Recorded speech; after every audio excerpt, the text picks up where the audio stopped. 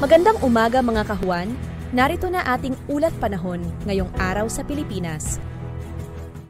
Magandang umaga sa ating lahat, narito ang update ukol sa maging lagay ng ating panahon.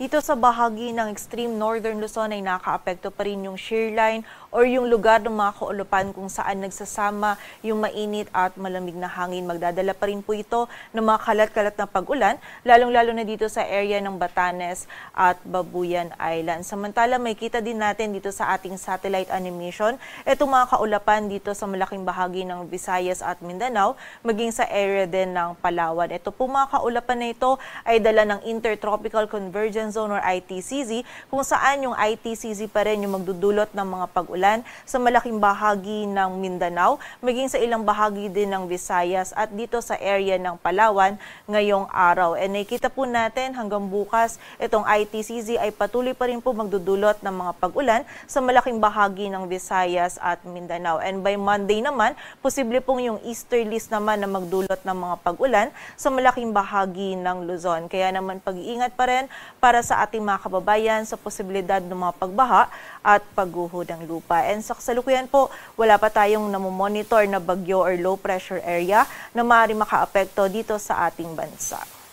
At para nga sa maging lagay ng panahon ngayong araw ng Sabado, magiging maulap pa rin yung ating kalangitan. May mga kalat-kalat na pag-ulan, pagkilat at pagkulog pa rin na mararanasan dito sa Batanes at Babuyan Islands, dulot ito ng shear line. Samantala, posible din yung moderate to at times heavy rains dito naman sa Aurora at Quezon, dulot naman po ito ng easterlies. Kaya naman pag-iingat pa rin para sa ating mga kababayan sa posibilidad ng mga pagbaha at pagguho ng lupa. Samantala, sa nalalabing bahagi naman ng Luzon, kasama na yan dito sa Metro Manila, magiging bahagya maulap hanggang sa maulap po yung ating kalangitan. May mga isolated na mga pag-ulan pa rin tayong mararanasan dulot ng easterlies. This early morning po, posibleng makaranas tayo ng mga isolated na mga light to moderate rains dito sa malaking bahagi ng Central Luzon, maging dito din sa area ng Metro Manila. And pagsapit po ng hapon at gabi, posible pa din po yung mga ganitong biglaan at mga panandali ang pag-ulan,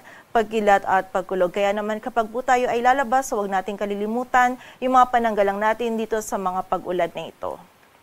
Agwat ang temperatura dito sa Metro Manila ay mula 25 to 31 degrees Celsius.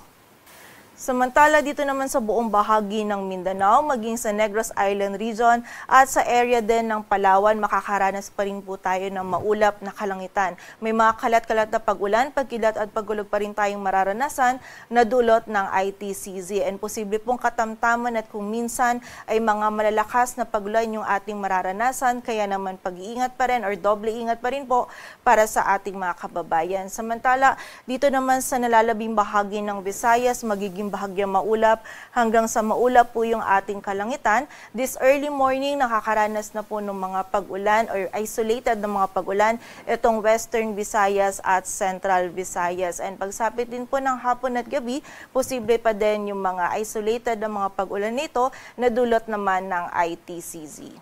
Agad ang temperatura dito sa Cebu ay mula 25 to 31 degrees Celsius at sa Davao naman ay 25 to 32 degrees Celsius.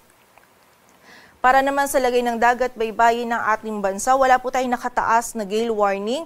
Ngunit iba yung pag-iingat pa rin para sa mga kababayan natin na maglalayag dito sa may northern and western seaboards ng northern Luzon sapagkat magiging katamtaman hanggang sa maalod pa rin po yung lagay ng ating karagatan.